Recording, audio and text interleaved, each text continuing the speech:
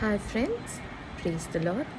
இன்றைக்கி என்ன நிறைய பேர் கேட்ட கேள்வி என்னென்னா, ஆஷ் வெட்னஸ்டேனா என்ன, எதுக்கு இந்த மாதிரி கருப்பான விபூதி உங்கள் நெத்தியில் வைக்கிறாங்க அப்படின்னு நிறைய பேர் என்ன கேட்டீங்க.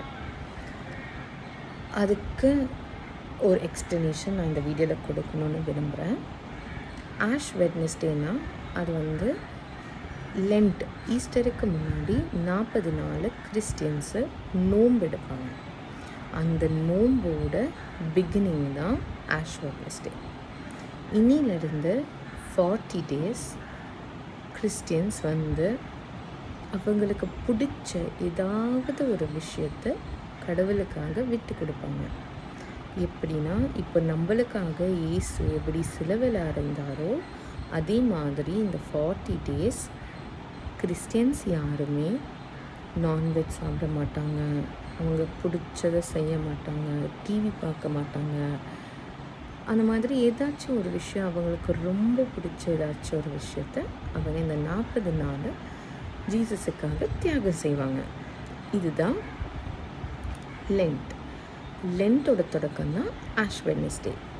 இந்த கிராஸ் தெரியுது இல்லைங்களா, இந்த கிராஸ் என்ன நம்மளுக்கு சொல்ல வருதுன்னா, மனிதா, நீ மண்ணில் தான் செய்யப்பட்டிருக்க, திருப்பியும் மண்ணுக்கே போக போகிற, அதை மறந்துடாத.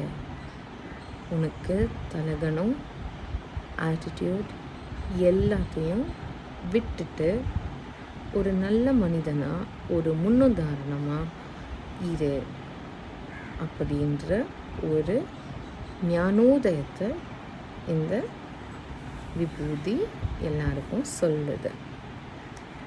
இதுதான் இன்றையோட நாள். ஆஷ் வெட்னஸ்டே அப்படின்னா லென்ட்டோட துவக்கம். ஈஸ்டர் வரைக்கும் கிறிஸ்டியன்ஸ் எல்லாத்தையும் கடைப்பிடிச்சு கடவுளோட பிள்ளையாக வாழ்ந்து கடவுள்கிட்ட மன்னிப்பு கேட்டு ஒரு புது வாழ்க்கையை ஆரம்பிக்கிறது தான் லென்ட். அதுக்கு தான் ஆஷ் வெட்னஸ்டே இன்றைக்கி செலிப்ரேட் பண்ணுறோம். இன்றைக்கி கோயிலுக்கு போன எல்லாருக்குமே இந்த விபூதியை வைப்பாங்க. சரியா ஃப்ரெண்ட்ஸ், உங்களுக்கு வேறு ஏதாச்சும் வேணும்னா எனக்கு கமெண்ட்டில் ட்ராப் பண்ணுங்கள். உங்கள் ஃப்ரெண்ட்ஸ், கேட்குற ஃப்ரெண்ட்ஸுக்கு எல்லாருக்கும் ஷேர் பண்ணுங்கள். மறக்காமல் ஃபாலோ பண்ணிவிடுங்க.